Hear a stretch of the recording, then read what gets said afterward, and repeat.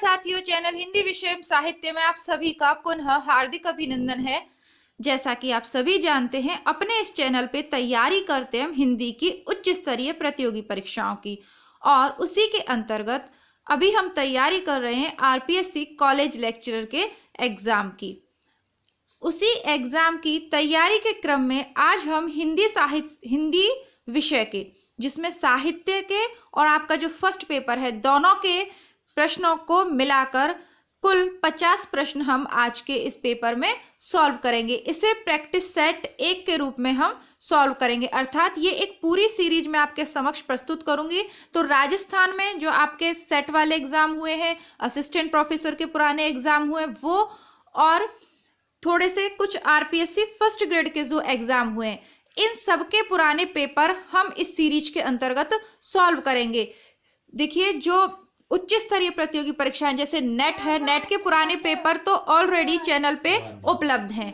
तो 15-20 वीडियोस हैं, वो प्लेलिस्ट बनी हुई है, वहां से आप नेट के पुराने पेपर सॉल्व कर लेंगे। जैसा कि हम सभी जानते हैं कि आरपीएससी ने तैयारी के लिए बहुत कम समय दिया है, पेपर आगे जाएगा नहीं जाएगा, ऐसी भ्रामक वीडियो से आप भ्रमित ना हो। पेपर का तारीख आप अप्रैल मानकर ही अपनी तैयारी पूरी करें। उसके बाद यदि पेपर आगे खिसकता है तो वो अतिरिक्त समय हमें रिवीजन के लिए मिलेगा, लेकिन अप्रैल को यदि आप तय करें परीक्षा के लिए तो हमारे पास इतना समय नहीं है कि अभी हम पूरा विस्तृत अध्ययन करें और उसके बाद अलग से समय हम प्रैक्टिस सेट के रूप में निकालें। इतने कम समय में हम सभी जानते हैं कि नए सिलेबस में कुछ परिवर्तन होने के बाद नई रचनाएं भी लगी हैं। पूरी किताबों को पढ़ना और फिर दोहरान के लिए कम समय हमें मिलेगा, इसीलिए चैनल पे प्रतिदिन हम रचनाओं के वीडियो अपलोड में करती रहती हूँ, वो भी देखिए। और आपका जो सेकंड पेपर है हिंदी साहित्य का इतिहास, वह भी पूरा उपलब्ध है, वह भी देखिए। लेकिन देखने, पढ़ने और याद करने के साथ साथ प्रतिदिन हम प्रैक्टिस सेट लगाएंगे, ताकि उससे हमें अपनी तैयारी का मूल्यांकन कर पाए, हम समझ पाए कि जितना हमने पढ़ा है वो हमें याद हो रहा है अथवा नहीं, हमें समझ में आ रहा है या नहीं। यदि नए पुराने की बात करूं तो यह आरपीएससी स्लेट का 1996 में आयोजित पेपर है। अब आप यदि ये सोचें कि ये पेपर आपके लिए अब उपयोगी नहीं है क्योंकि सिलेबस बदल गया, तो इस भ्रम को अपने मस्तिष्क से निकाल दीजिए। पूरा पेपर मैंने ये चेक किए हैं, बल्कि मैं आपके लिए गंधमादन वाला जो निबंध है आपका, ऐसा ही कुछ आपके सिलेबस से रिलेटेड जो नई चीज़ें जुड़ी हैं जो नहीं मिल रही थी, उनको सर्च कर रही थी और अचानक ये पुराने नोट्स में मुझे ये पेपर मिले। इन्हें देखकर मैं बहुत ज़्यादा उत्साहित हो गई, बहुत ज़्यादा खुश हो गई, और मैंने सोचा कि जल्दी से वीडियो आपके समक्ष में यह प्रस्तुत करूं। तो ये वीडियो सबसे पहले हम प्रश्नों का ये शुरू करते हैं। बीच बीच में हम जो है पेपर से संबंधित जो रणनीति हमें बनानी है, कम समय में तैयारी कैसे करें, किस प्रकार पढ़ना है और क्या क्या पढ़ना है, इन सब पे चर्चा करते रहेंगे। तो वीडियो को सबसे पहले पूरा देखें, बीच में आप स्किप नहीं करें। पहले प्रश्न पे चर्चा करते हैं और अन्य बातों पर भी मध्य में चर्चा करते रहेंगे। आइए देखते हैं हमारे पहले प्रैक्टिस सेट जो राजस्थान के लिए, स्पेशली राजस्थान के लिए। वैसे तो आप नेट परीक्षा के पेपर मैंने शुरू में ही आपसे बोल दिया है कि लगाते रहिए, जो नए विद्यार्थी हैं वह भी प्लेलिस्ट बनी हुई है, चेक करते रहिएगा। पहला प्रश्न है हमारा भाषा से संबंधित, अर्थात हमारा जो फर्स्ट पेपर है उससे संबंधित प्रश्न हम देखेंगे। ब्रज भाषा का विकास किस अपभ्रंश से हुआ? सही उत्तर है शौरसेनी। अब पेपर सॉल्व करने का तरीका यह रहेगा कि जहां आवश्यक होगा वहीं मैं चारों ऑप्शन पढ़ के सुनाऊंगी, और जहां ऑप्शंस की आवश्यकता नहीं है, जो चीजें हमें याद होनी चाहिए, उस पर केवल मैं उत्तर का ही आपको पढ़कर सुनाऊंगी। और अब स्थिति हमारी मतलब ये होनी चाहिए कि हमें प्रश्न बोलते ही उसका उत्तर दिमाग में क्लिक हो, और अगर हो रहा है तो अच्छी तैयारी है। बाकी जहां समझ पे आधारित प्रश्न है, मैं आपको आगे बताऊंगी व्याख्या सहित, उनके ऑप्शंस पढ़ के हमें सही उत्तर समझ में आना चाहिए। और अगर नहीं आ रहा है तो फिर हमारी तैयारी में कुछ कमी है, पुनः दोहरान करने की आवश्यकता है। दूसरा प्रश्न देखते हैं। खड़ी बोली का सर्वाधिक उपयुक्त प्राचीन नाम क्या है? इसी प्रश्न को नेट परीक्षा में दूसरे तरीके से पूछा गया कि खड़ी बोली को अन्य किस नाम से भी जाना जाता है? तो सही उत्तर है 3rd नंबर का कौरवी। इसके बाद हमारा तीसरे नंबर का प्रश्न है, ढूंढाड़ी राजस्थान के किस क्षेत्र में प्रचलित भाषा बोली है? तो ढूंढाड़ी बोली बोली जाती है जयपुर का आसपास का जो एरिया है उसमें। तो सही उत्तर है जयपुर और सवाई माधोपुर। ढूंढाड़ का इलाका बोलते हैं जयपुर वाले इलाके को। तो ढूंढाड़ी कौन सी हो गई? जयपुर और सवाई माधोपुर वाली भाषा। तो ये भाषा वाला जो आपका टॉपिक है वहां से प्रश्न पूछा गया है। राजस्थान से संबंधित बोली है, तो ये सब आपके सिलेबस के अनुसार ही है। कुछ भी कोई भी प्रश्न इसमें आपके सिलेबस से बाहर नहीं है। एक प्रश्न है जो नाटक से संबंधित है, उसके अलावा 49 प्रश्न आपके सिलेबस के अकॉर्डिंग ही हैं। चौथे नंबर का प्रश्न हम देखते हैं। राष्ट्रभाषा हिंदी के प्रचार प्रसार के लिए गठित पहली साहित्यिक संस्था का नाम क्या है? शब्दों पर आप ध्यान देंगे। कई बार क्या होता है कि उत्तर को आते हुए भी हम जल्दबाजी में सही नहीं पढ़ पाते और हमारा उत्तर गलत हो जाता है। शब्दों पे ध्यान दीजिएगा। जो संस्था पूछी है वो पूछी है साहित्यिक संस्था। सही उत्तर है नागरी प्रचारणी सभा। बहुत विस्तार से शुक्ल का इतिहास ग्रंथ हमने पढ़ा है, व्याख्या सहित समझा है, उसके अंतर्गत हम इसको पढ़ चुके हैं। ठीक है, ये कुछ ऐसे प्रश्न हैं जो आपको अलग से शायद किसी गाइड में नहीं मिले, लेकिन शुक्ल का इतिहास ग्रंथ अगर आप पढ़ के आए तो ये प्रश्न आपके गलत नहीं होंगे। जो विद्यार्थी चैनल पे नए हैं अथवा ये वीडियो पहली बार देख रहे हैं, उनसे मैं ये आग्रह करूंगी कि आप साथ के साथ अपना जो सेकंड पेपर है या नेट की आप तैयारी कर रहे हैं या आरपीएससी फर्स्ट ग्रेड की तैयारी कर रहे हैं, तीनों यानी उच्च स्तरीय की बात कर रही हूँ मैं, यहाँ पे सेकंड ग्रेड या टीजीटी की बात मैं नहीं कर रही हूँ, उनके लिए आप रामचंद्र शुक्ल का इतिहास पुस्तक को अवश्य पढ़ें। आपके पास है तो पढ़ लें, नहीं है तो बहुत सरल रूप में व्याख्या सहित मैंने पूरी पुस्तक प्लेलिस्ट में उपलब्ध कर दी, आप वहां से प्रतिदिन 2 से 3 वीडियोस देख लीजिएगा। और कोई भी संशय हो आपके या प्रश्न हो तो कमेंट बॉक्स में आप अवश्य लिखें। 5वें नंबर का प्रश्न है, यानी भाषा के बाद अब हम पहुंच गए हैं हमारे हिंदी साहित्य की तरफ। हिंदी साहित्य में सबसे पहला टॉपिक है लगा होता है आपका लेखन परंपरा।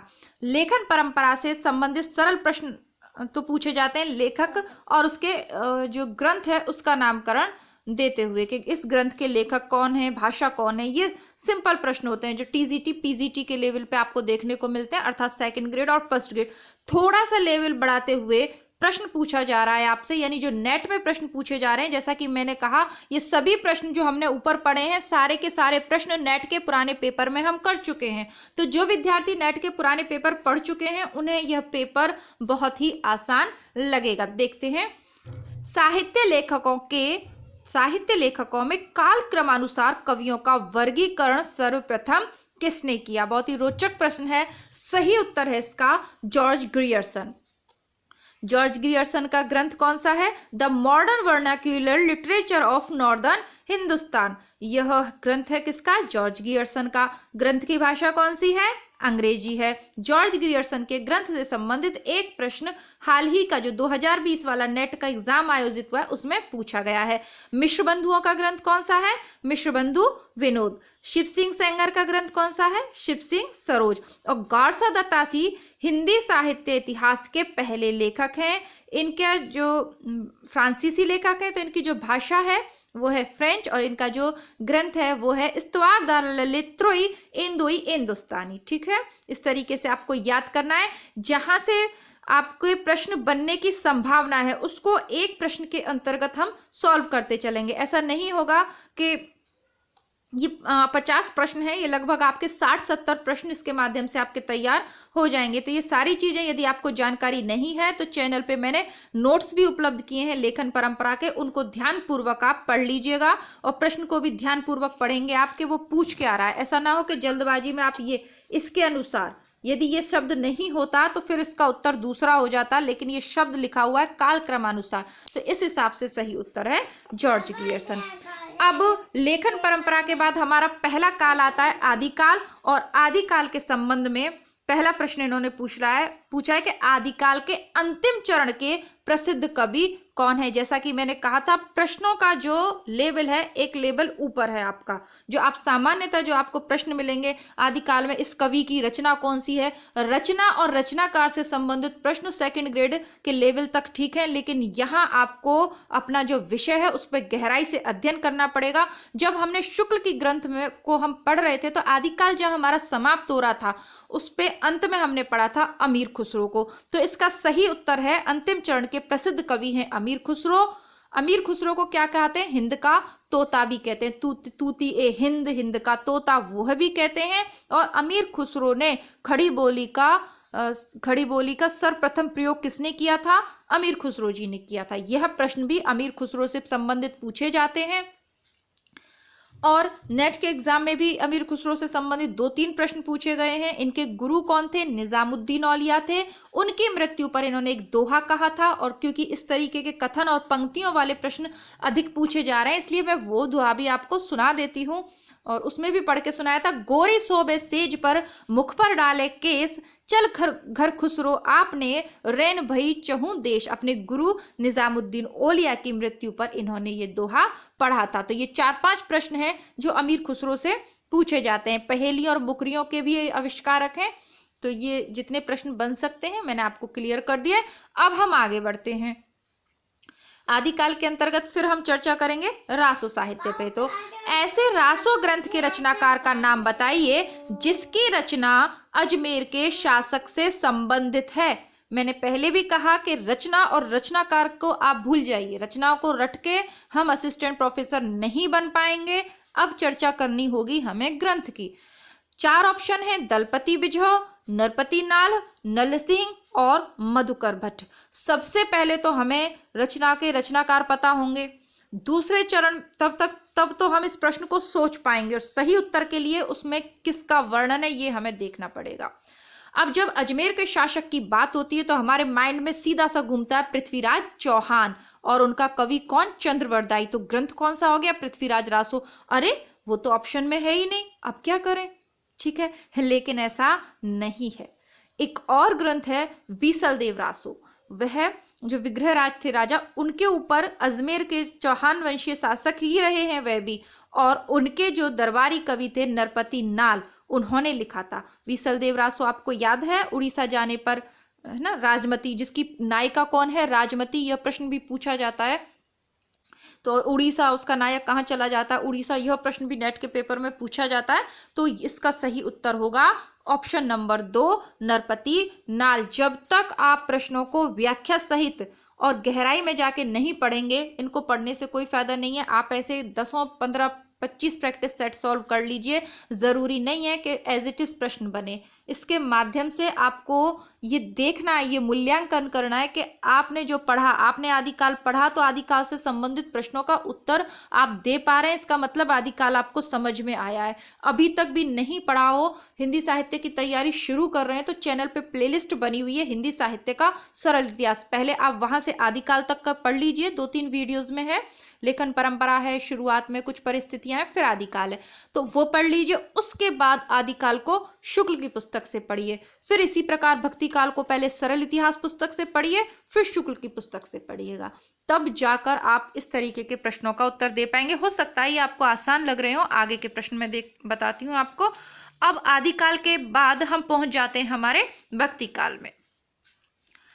भक्ति काल में निर्गुण और सगुण 2 काव्य धाराएं, उसको देखते हैं। 8वें नंबर का प्रश्न है, निर्गुण साधक भक्त कवियों में काल क्रमानुसार प्रथम उल्लेख कौन है? काल क्रमानुसार, जैसा कि मैंने आपसे कहा था कि नेट की और इसकी तैयारी का लेवल बिल्कुल एक रहेगा, बल्कि उससे उच्च लेवल का पेपर है। तो काल क्रम भी आपको याद होना चाहिए। शुक्ल की बहुत बुक से जब हमने अध्ययन किया था तो सर्वप्रथम हमने नामदेव को ही पढ़ा था निर्गुण भक्ति में। तो यदि आपको तथ्य याद भी नहीं रहते हैं तो शुक्ल की पुस्तक पर ध्यान केंद्रित कीजिए, आप बहुत कुछ आप इसमें से सही कर ले जाएंगे। सही उत्तर है ये नामदेव जी, और ये महाराष्ट्र के प्रसिद्ध निर्गुण मार्गी संत थे। और इनसे नेट के पेपर में भी प्रश्न पूछा गया था। कौन सा? माई ना होती बाप ना होता, कर्म ना होती काया, है ना, ये प्रश्न जो पूछा गया था ये इन्हीं नामदेव जी का था। महाराष्ट्र के प्रसिद्ध संत हैं। आगे देखते हैं। 9वां प्रश्न है, निर्गुण भक्ति की ही चल रही है अपनी, तो इसमें है, तन चितुअर मन राजा कीना, इस पंक्ति में किस प्रकार की वर्णन शैली का प्रयोग हुआ है? तो अन्योक्ति परक शैली का यहाँ पर प्रयोग हुआ है। शायद जायसी की पद्मावत की यह पंक्तियां हैं।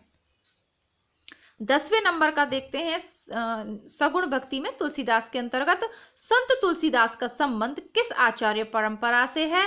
रामानुजीय आचार्य परंपरा से, माधवाचार्य की से, वल्लभाचार्य से या रामानंदी से? तो हम सभी जानते हैं रामानंद जो कबीर है, तुलसी है, तो रामानंदीय शाखा से इनका संबंध है। भक्ति काल के और प्रश्न देखेंगे तो काफी अच्छा पेपर इन्होंने सेट किया है, बिल्कुल क्रम से चल रहे हैं। भाषा से फिर ये आए हैं आदिकाल पे, अब भक्ति काल पे हैं। कृष्ण काव्य परंपरा में नायक नायिका के प्रेम के चित्रण में कौन सी दृष्टि को प्रमुख माना जाना चाहिए? ऑप्शंस इसके पढ़ना जरूरी है, पढ़ के सुनाती हूँ। रस वर्णन दृष्टि, आध्यात्मिक संकेत दृष्टि, लोकोत्तर रति भाव दृष्टि और लीलागान दृष्टि। तो अधिकांश कवियों ने, जो भारतीय कवि हैं, मतलब जो आचार्य हैं या तो थोड़े अच्छे स्तर के कवि हैं, उन्होंने लीलागान को प्रमुखता से अपनाया है। तो सही उत्तर हो गया इसका चौथा, लीलागान दृष्टि से इसका चित्रण होना चाहिए। रास पंचाध्यायी का रचयिता कौन है? तो रास पंचाध्यायी के रचयिता हैं नंददास और यह रोला छंद में लिखी गई है और अनुप्रास की छटा इसमें देखने को मिलती है। सभी प्रश्न इससे पूछे जाते हैं, इसलिए मैंने बता दिया। नंददास अष्टछाप के कवि हैं। 13वें नंबर का प्रश्न देखते हैं। रामचरितमानस को हिंदी साहित्य के इतिहास में इतना महत्व क्यों दिया जाता है? तो राम भक्ति को प्रतिष्ठित करने के लिए? जी नहीं, उससे पहले तो वाल्मीकि ने भी लिखी है और भी तुलसीदास ने तो स्वयं ही अपने गुरुओं से राम की जो क्या बोलते हैं, राम का जो कथा है उसको सुना था। तो उससे पहले भी राम भक्ति का अच्छा खासा प्रसार था भारतीय समाज में। उदात्त भावों के पोषण के लिए थोड़ा बहुत हो सकता है। रामचरित के लोक भाषा में होने के कारण? नहीं, अवधि सबको नहीं आती। तीसरा और प्रमुख जो है सही उत्तर है भारतीय धार्मिक संप्रदायों के बीच समन्वय की स्थापना के लिए। यदि इसका सही उत्तर ना भी आए तो हम इतना तो जानते हैं कि हजारी प्रसाद द्विवेदी ने भी, शुक्ल ने भी, सबने क्या कहा है रामचरितमानस के विषय में? रामचरितमानस समन्वय की विराट चेष्टा को प्रस्तुत करता हुआ काव्य है। हजारी प्रसाद द्विवेदी ने भी माना है समन्वय की विराट चेष्टा। किसको माना है? मतलब रामचरितमानस को माना है। ग्रियर्सन ने भी कहा है कि लोकनायक केवल तुलसी ही हो सकते हैं। तुलसी को लोकनायक मानने का आधार ही यह है क्योंकि उन्होंने, लोकनायक कौन होता है? जो पूरे समाज को एक साथ लेकर चल सके। तो शैव संप्रदाय, वैष्णव संप्रदाय, शक्ति संप्रदाय, सभी संप्रदायों का समन्वय हमें रामचरितमानस में देखने को मिलता है और निर्गुण का और सगुण का समन्वय भी देखने को मिलता है। तो जितने धार्मिक आधार पर भेदभाव भारतीय समाज में है उन सब का समन्वय यानी मध्यम मार्ग हमें रामचरितमानस के माध्यम से देखने को मिलता है। जैसे कि प्रसिद्ध पंक्तियां हैं, निर्गुण सगुण ही नहीं कछु भेदा। तो इस तरीके से, और इसके अंतर्गत ही ये प्रसिद्ध हो गया कि शिव के गुरु विष्णु है और विष्णु के गुरु शिव हैं। राम ने शिव की आराधना की है तो वैष्णव और शैव में भी समन्वय दिखाया गया है।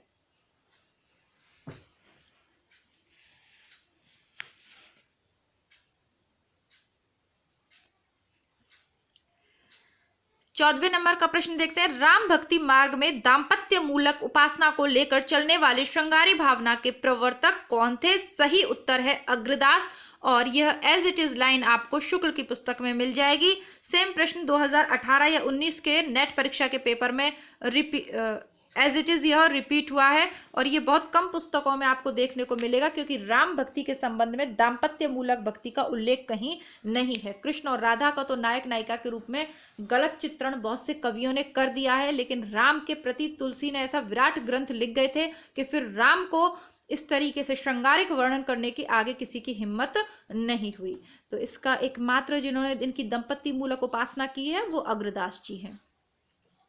15वें नंबर का प्रश्न देखते हैं। भाषा भूषण के रचयिता कौन है? तो इसके रचयिता हैं जसवंत सिंह, महाराज जसवंत सिंह। तो यह एक लक्षण ग्रंथ है, व्याकरणिक ग्रंथ है। ठीक है, आगे देखते हैं कौन सा कवि रीति मुक्त, अब हम रीति काल पे पहुंच चुके हैं, कौन सा कवि रीति मुक्त काव्य धारा के अंतर्गत नहीं आता? तो रीति मुक्त की जब हम बात करते हैं, रीति काल को रीति मुक्त, रीति सिद्ध और रीतिबद्ध धाराओं के अंतर्गत हम विभाजित करते हैं। तो आलम ठाकुर, बोधार, रसलीन ये सभी रीति मुक्त है। रसनिधि रीति बद्ध आचार्य हैं तो इन्होंने लक्षण और उदाहरण ग्रंथ लिखे हैं, तो ये रीतिमुक्त काव्य धारा के अंतर्गत नहीं आते। सही उत्तर होगा रसनिधि। अब हम अपने आधुनिक काल में प्रवेश कर गए हैं। 17वें नंबर का प्रश्न देखते हैं। भारतेंदु का कौन सा नाटक एक अनुदित रचना है? भारतेंदु की रचनाओं को भी याद करना है और कौन सी रचना किस प्रकार की है। जैसे कि वैदिक हिंसा हिंसा न भवती, यह एक व्यंग प्रकार का व्यंग करता हुआ प्रहसन है।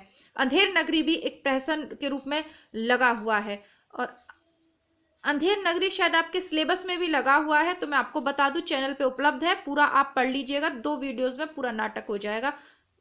यह हट गया है इस बार, नेट के सिलेबस में तो ये लगा हुआ है। सही उत्तर है विद्या सुंदर। तो भारतेंदु का विद्या सुंदर नाटक एक अनुदित रचना है। 18वें नंबर का प्रश्न देखते हैं। हिंदी में समालोचना के सूत्रपात के लिए भारतेंदु युग की कौन सी पत्रिका उल्लेख्य है? तो मैं पहले भी आपसे कह चुकी हूं कि चीजों को ध्यान से पढ़ना पड़ेगा। इसको सीधा ये भी पूछ सकते थे कि समालोचना की शुरुआत किसने की, वो ना पूछकर इन्होंने पत्रिका का नाम पूछ लिया। उसके लिए थोड़ा सा दिमाग लगाते हैं। भारतेंदु में हालांकि शुक्ल की पुस्तक में ये लिखा हुआ है, लेकिन शुक्ल की पुस्तक में आपको एकाएक प्रश्न याद आ जाए एक बार पढ़ने से जरूरी नहीं है, लेकिन इतना तो याद आएगा कि जब समालोचना वाला वीडियो हमने शुरू किया था तो वहां मैंने आपको बताया था कि चौधरी बद्री नारायण चौधरी प्रेमघन जो हैं, उन्होंने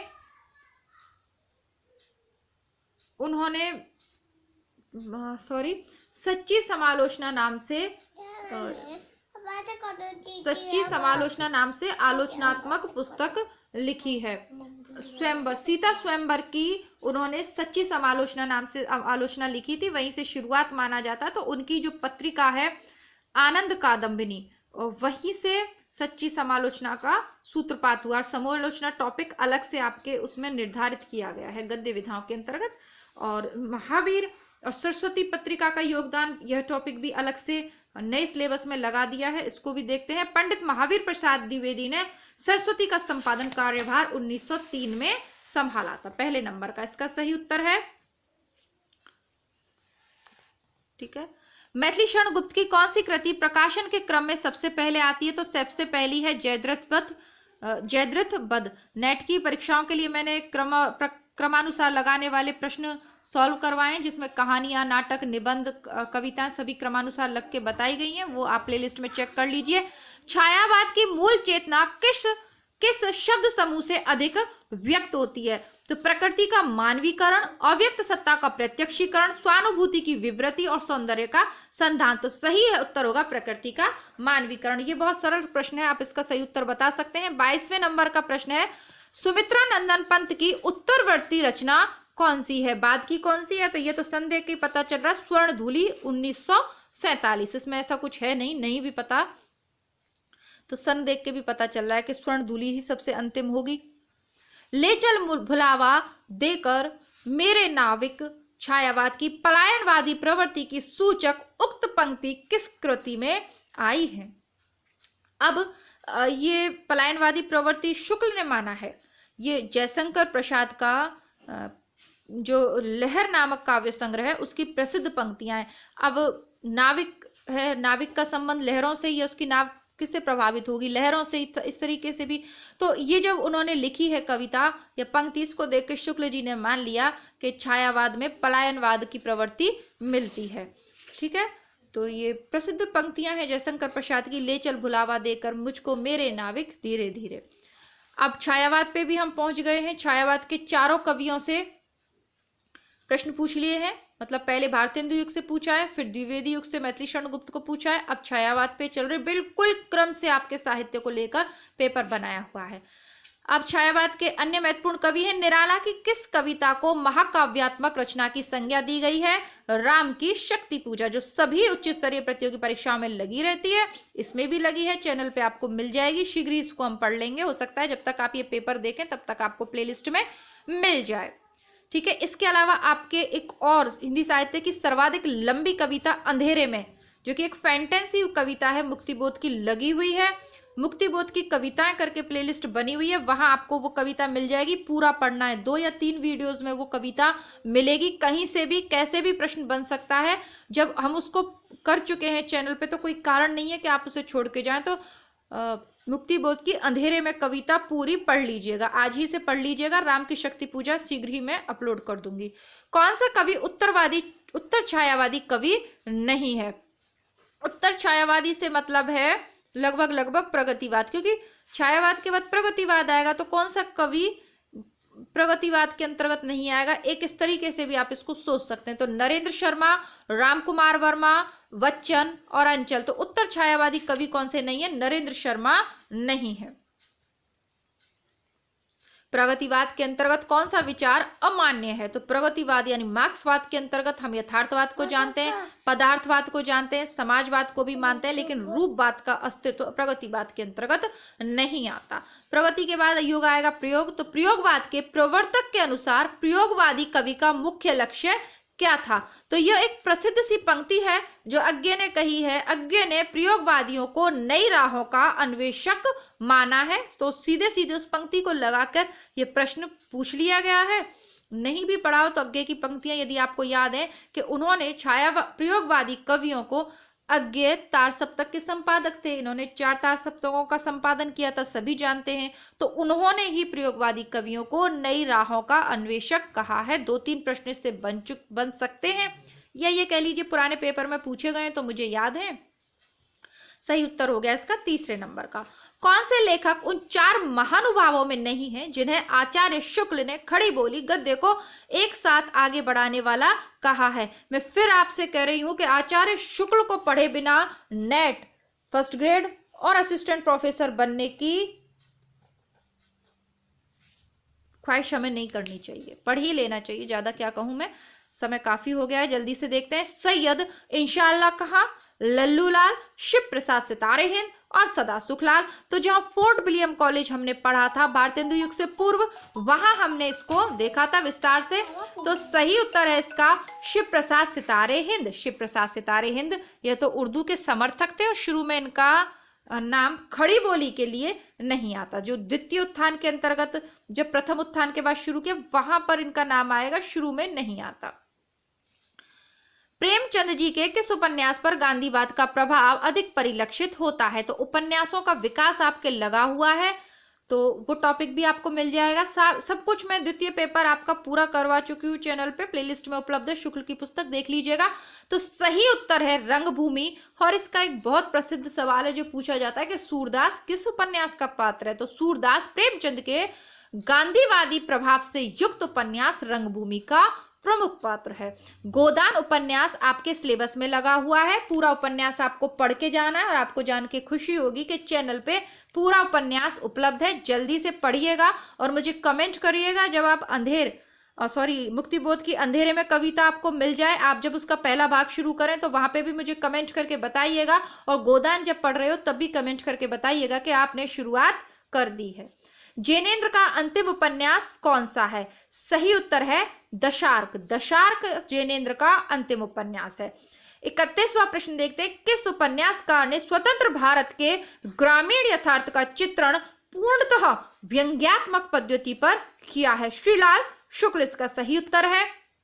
और मेरे अनुसार यह जो उपन्यास है वह है राग दरबारी। श्रीलाल शुक्ल का राग दरबारी नेट परीक्षा के सिलेबस में है, और ये जो इसमें लाइन लिखी गई है, जो परिचय दिया हुआ है ग्रामीण यथार्थ का चित्रण पूर्णतः व्यंग्यवादी, तो ये वही है राग दरबारी।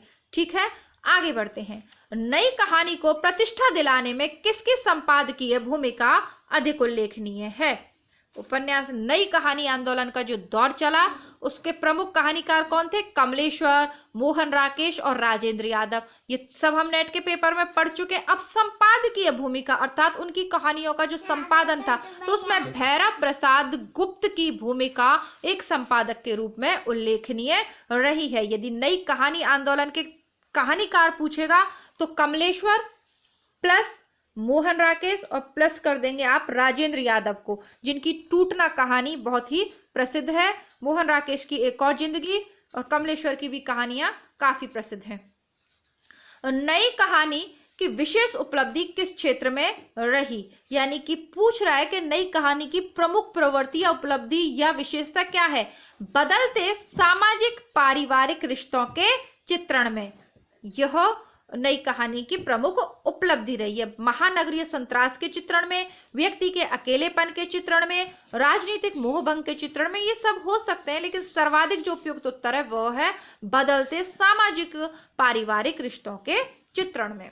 क्योंकि जब हम टूचना कहानी पढ़ते हैं या एक और जिंदगी पढ़ते हैं तो हमें देखने को मिलता है कि वहां सामाजिक जो समाज में परिवर्तन हो रहे हैं, परिवार के जो रिश्तों में जो परिवर्तन हो रहा है, उस पर ध्यान केंद्रित करती है हमारी नई कहानी। परिंदे कहानी पढ़िए आप नई कहानी की, जो अब सिलेबस में नहीं है तो क्यों पढ़ेंगे, बाकी होती तो आप अवश्य जान पाते। चंद्रगुप्त नाटक की कौन सी नारी चंद्रगुप्त के प्रति प्रणय भाव नहीं रखती? कार्नेलिया रखती ही है, कल्याणी रखती है, मालविका रखती है, सुबासिनी नहीं लगती। हालांकि आपके सिलेबस में इस बार कोई भी नाटक नहीं है, आरपीएससी द्वारा जो सिलेबस निर्धारित है उसमें नाटक नहीं है। ये सारे नाटक जो है नेट के सिलेबस के हैं, लेकिन हिंदी साहित्य के इस इतिहास के अंतर्गत आपसे नाटकों का विकास, हिंदी नाटक और रंगमंच का विकास टॉपिक लगा हुआ है, तो प्रश्न पूछे जा सकते हैं। आधे अधूरे भी आपके सिलेबस से हटा दिया है, फिर भी जैसा कि मैंने कहा एक प्रश्न है सिलेबस के बाहर है, वो यही वाला है, बाकी आपके सिलेबस के ही है। आधे अधूरे की सावित्री के दुख का मूल कारण क्या है? स्वयं सावित्री की मानसिकता। और वैसे भी अधिकांश दुनिया में सभी के कष्टों का कारण उनकी अपनी मानसिकता ही होती है। ठीक है, तो ये प्रश्न आपके सिलेबस का नहीं है, नहीं आएगा, और अगर आ जाता है तो इस पे हम चैलेंज कर सकते हैं। आगे देखते हैं, अनामिका नामक नाट्य संस्था से जुड़ा हुआ निर्देशक कौन है? तो श्याम नंदन जालान। ये थोड़े से करंट कैसे होते हैं, जो हिंदी साहित्य में जो जगत में जो कुछ चल रहा कर रहा होता है तो उससे संबंधित कभी कभी पूछ लिया जाता है। और अलग से आपके वर्तमान काल में राजस्थान के जो कवि सक्रिय हैं या जो वर्तमान के जो कवि हैं उनको अलग से टॉपिक देके लगाया हुआ है, तो उनसे संबंधित जानकारी हमें रखनी पड़ेगी। निबंध कृति आलोक पर्व के रचनाकार कौन है? हजारी प्रसाद द्विवेदी ललित निबंधकार हैं। आगे देखते हैं, हरिशंकर परिसाई के व्यंग्यात्मक निबंधों का लक्ष्य क्या है? पाठकों की वास्तविकता के प्रति आंखें खोलना। भोलाराम का जीव नेट परीक्षा के लिए हमने पढ़ा है, और बहुत सारी इनके अच्छी अच्छी हमने रचनाएं पढ़ी हुई हैं हरिशंकर परसाई जी की। तो उसी में है पाठकों को वास्तविकता के प्रति जागृत करना या पाठकों की वास्तविकता के प्रति आंखें खोलना। प्रसाद साहित्य का अधिकारी प्रवक्ता कौन सा आलोचक है? प्रसाद साहित्य का, जयशंकर प्रसाद के साहित्य का प्रवक्ता कौन सा आलोचक है? नगेंद्र, शांति प्रसाद द्विवेदी, शांति प्रिय द्विवेदी, गजानन माधव मुक्तिबोध अथवा नंद दुलारे वाजपेयी। तो जब आलोचक की बात हो रही है तो नंद दुलारे वाजपेयी हैं, जिन्हें हम प्रसाद साहित्य का अधिकारी प्रवक्ता कह सकते हैं। देखिए ये प्रश्न, ये जो पेपर है एक अच्छा स्तर का पेपर मैं मानती हूँ। बहुत से प्रश्न इसमें ऐसे जिन्हें हर कोई नहीं कर सकता। कौन सा लेखक जीवनी लेखक नहीं है? तो अज्ञे इसका उत्तर है, क्योंकि रामविलास शर्मा ने लिखी है निराला की साहित्य साधना, अमृत राय की है कलम के सिपाही, विष्णु प्रभाकर की है आवारा मसीहा, है ना, जो शरदचंद्र के जीवन पे आधारित है। अब बचे कौन? अज्ञे। तो अज्ञे जीवनी लेखक नहीं है। इसका सही उत्तर नहीं भी मालूम हो तो यदि बाकी सबकी मालूम हो कि कौन सी रचना किसने करी तो भी आप लगा सकते हैं। कौन सा भाव संचारी भावों के अंतर्गत नहीं आता? तो शोक एक संचारी भाव नहीं है। 42वें नंबर का प्रश्न देखते हैं, रस सूत्र की व्याख्या से संबंधित प्रसिद्ध ग्रंथ ध्वन्यालोक के रचयिता कौन है? तो रस सूत्र की व्याख्याकार हैं भट्टनायक, भट्ट शंकुक, भट्ट लोल्लट और अभिनव गुप्त। तो आनंद वर्धन ने लिखा है इसको। ध्वन्यालोक को किसने लिखा है?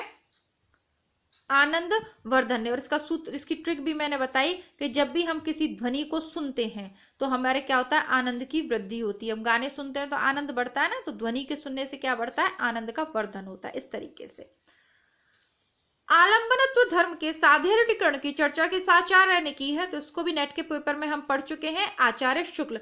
आचार्य शुक्ल कहते हैं कि साधारणीकरण आलंबन धर्म का होता है। काव्य शास्त्र से हैं ये। व्यंजना के विषय में कौन सा कथन अधिक सही है? ऐसा ही कुछ हम पढ़कर आए हैं यूपी पीजीटी के पेपर्स में। यूपी के प्रवक्ता वाले पेपर भी आप देख सकते हैं, उनमें भी बहुत अच्छे स्तर के प्रश्न है। जैसा कि मैंने कहा प्रैक्टिस सेट के रूप में आप इनको देखिए। ऐसा नहीं है कि राजस्थान का है तो राजस्थान के ही देखने, राजस्थान के तो देखने हैं ही, 100% देखने हैं, लेकिन नेट के और जो फर्स्ट ग्रेड के जो पेपर हैं वो कहीं से भी आपको मिल रहे हो, प्रैक्टिस सेट के रूप में उनको लगाइएगा। बाकी चैनल पे बहुत कुछ आपको मिल जाएगा, जैसा कि उच्च स्तरीय कक्षाओं से संबंधित तो काफी मिल जाएगा, तो देख लीजिएगा। व्यंजना अभिधा आश्रित होती है, व्यंजना लक्षणा मूला होती है, व्यंजना अभिधा या लक्षणा मूला होती है, या तीसरे नंबर का तथ्य व्यंजना अभिधा लक्षणा रहित चमत्कार मूला होती है। बिल्कुल सही बात है, अभिधा और लक्षण दोनों अर्थ को छोड़कर कुछ अलग ही अर्थ निकलता है व्यंजना का, तभी तो व्यंजना शब्द शक्ति होती है। 45वें नंबर का प्रति वस्तुपमालंकार के संबंध में कौन सा कथन गलत है? इसके ऑप्शन पढ़ के सुनाती हूँ। उपमेय और उपमान संबंधी वाक्य दो होते हैं, वाचक शब्द एक ही होता है, दोनों वाक्यों का साधारण धर्म एक ही होता है और साधारण धर्म की सूचना दो भिन्न शब्दों द्वारा दी जाती है। तो गलत क्या है कि वाचक शब्द एक ही होता है, ये इसका गलत है। फंतासी के साहित्य विनियोग के बारे में कौन सा वक्तव्य सही नहीं है? तो फैंटेसी इसको बोलते हैं।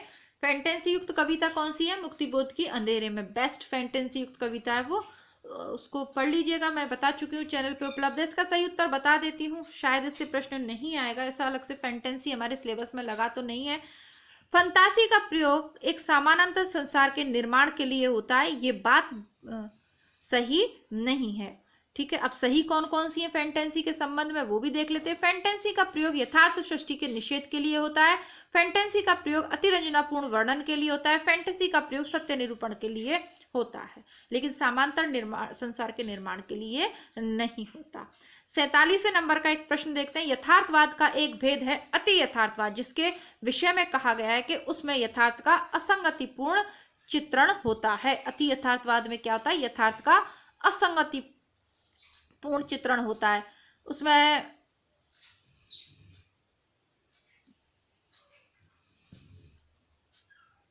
विसंगतियों का यथार्थ चित्रण होगा तो वो यथार्थवादी होगा। यौन संबंधों का नग्न चित्रण तो यथार्थवाद में ही आ जाता है। वास्तविकता का अतिरंजित चित्रण ये भी नहीं, लेकिन सही उत्तर होगा यथार्थ का अतिसंगति पूर्ण चित्रण। अब ये पहला और तीसरा ऑप्शन ये कंफ्यूज करने वाला है, क्योंकि लगभग अर्थ एक ही निकल के आ रहा है।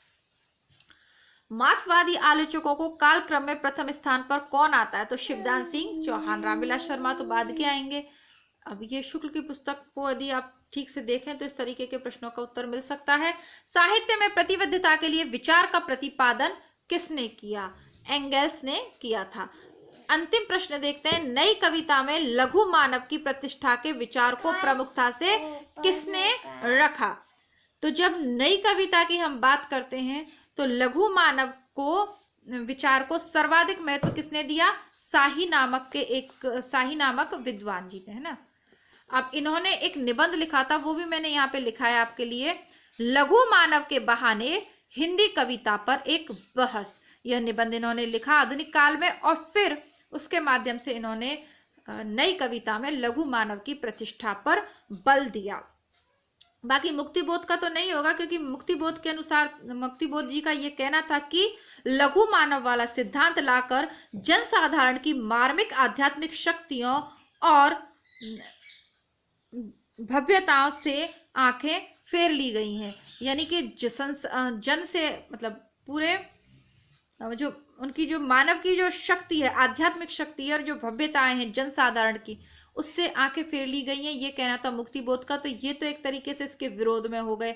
अब इसके बाद मुक्तिबोध ने के बाद तो ये लघु मानव वाली जो आंदोलन था, ये जो विचार था, ये जो बात था, यही समाप्त हो गया था। जब इन्होंने विरोध किया तो अज्ञे ने भी एक कविता लिखी थी अपराजित मानव, उसमें भी लघु मानव की प्रतिष्ठा को एक तरीके से विरोधी कह सकते हैं, यानी उसका अस्वीकार किया। उसके बाद लक्ष्मीकांत वर्मा जी ने भी लक्ष्मीकांत वर्मा ने सहज मानव करके अपना एक नया ही व्याख्यान प्रस्तुत किया। तो इस तरीके से सही उत्तर होगा शाही, जो ये विद्वान है शाही जी, इन्होंने ही लघु मानव की प्रतिष्ठा, जो कि नई कविता का प्रमुख एक विशेषता या प्रवृत्ति मानी गई है, उसकी प्रतिष्ठा का विचार को आगे बढ़ाया। तो ये हमने 50 प्रश्न सॉल्व कर लिए, और देखी जाए तो आपके 60-70 प्रश्न सॉल्व हो गए व्याख्या के माध्यम से। यदि आप आरपीएससी फर्स्ट ग्रेड की तैयारी कर रहे हैं, कॉलेज लेक्चरर की तैयारी कर रहे हैं या नेट सेट की तैयारी कर रहे हैं, सभी के लिए यह प्रश्न आपके लिए समान रूप से उपयोगी है। और इसी तरीके के कठिन प्रश्नों से कुछ प्रश्न बहुत सरल होंगे, जिन्हें की सभी लोग कर देंगे। देखिए, आप असिस्टेंट प्रोफेसर बनने जा रहे हैं तो आपका कंपटीशन है सेकंड ग्रेड में कार्यरत टीचर से। जिन्होंने नेट कर रखी है, यदि वो सेकंड ग्रेड में सेलेक्टेड है वो भी देंगे, जो फर्स्ट ग्रेड में ऑलरेडी कॉलेज में पढ़ा रहे हैं वो भी देंगे, और जो प्राइवेट कॉलेजों में पढ़ा रहे हैं नेट सेट करके, वो पीएचडी करके, वो भी देंगे। तो आप अपनी तैयारी को इतना मजबूत रखिए, ये सोच के मत घबराइए कि हम विद्यार्थी हैं कैसे कर पाएंगे, है ना। हमसे तो बहुत महानुभाव लोग इस पेपर को देंगे और सीट भी बहुत कम है। तो तैयारी जितनी गहरी, जितनी मजबूत होगी, वो आपको आपका स्थान सुनिश्चित करवाएगी। प्रैक्टिस जरूर करिए, पढ़ना तो जरूरी है ही, लेकिन उससे ज्यादा जरूरी है प्रैक्टिस। यदि प्रैक्टिस नहीं हो पाई आपकी तो फिर आप उतना अच्छा प्रदर्शन नहीं कर पाएंगे। मिलती हूँ कल एक और इसी सीरीज में आगे प्रश्न पत्र की तरफ। तब तक के लिए नमस्कार, धन्यवाद, जय हिंद। यदि आपको अच्छा लगे तो वीडियो को लाइक जरूर कीजिएगा। आप वीडियो को लाइक करना भूल जाते हैं, चैनल पे पहली बार है सब्सक्राइब कर लीजिएगा, और अपने मित्रों को शेयर कीजिए जो राजस्थान से किसी भी हिंदी की उच्च स्तरीय प्रतियोगी परीक्षा की तैयारी कर रहे हैं। नमस्कार, धन्यवाद, जय हिंद।